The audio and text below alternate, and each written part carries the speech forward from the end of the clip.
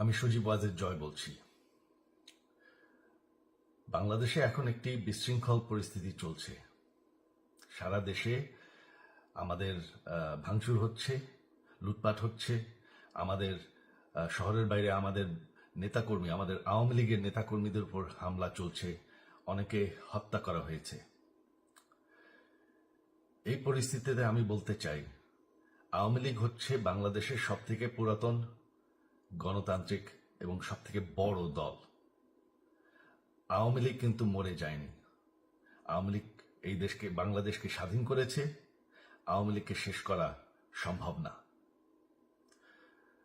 আমরা বলেছিলাম যে আমার পরিবার আর রাজনীতি করবে না, তবে আমাদের নেতাকর্মীর উপর যেভাবে হামলা হচ্ছে, এই পরিস্থিতিতে আমরা হাল ছেড়ে দিতে পারি না। বাংলাদেশে যদি গণতন্ত্র, নতুন বাংলাদেশ গড়ে তুলতে হয়, আওয়ামী লীগ ছাড়া সম্ভব না। আওয়ামী লীগ হচ্ছে সব থেকে বড় দল। আওয়ামী লীগ কোথাও যাবে না, আওয়ামী লীগ শেষ হয়ে যাবে না। আওয়ামী লীগকে শেষ করা সম্ভব না।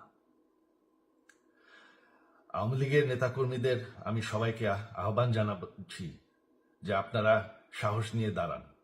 আপনারা একা না, আমরা আছি। বঙ্গবন্ধুর পরিবার কোথাও যায়নি, আমরা আপনাদের সাথে আছি। দেশকে, আমাদের নেতাকর্মীদেরকে, আওয়ামী লীগকে রক্ষা করার জন্য যা প্রয়োজন আমরা করতে প্রস্তুত। এই যে আমাদের বর্তমান যারাই আছে ক্ষমতায়, তাদেরকে আমি বলবো যে আমরাও একটি গণতান্ত্রিক, শৃঙ্খল, নিরাপদ বাংলাদেশ চাই, জঙ্গিবাদ মুক্ত। তার জন্য আমরা সবার সাথে আলোচনা করতে প্রস্তুত। শুধুমাত্র তারা যদি জঙ্গিবাদ এবং ভায়োলেন্স বাদ দেয়। শেখ হাসিনা মরে যাননি, আমরা কোথাও যাইনি। বাংলাদেশ আওয়ামী লীগ ছাড়া গণতন্ত্র, নির্বাচন সম্ভব না।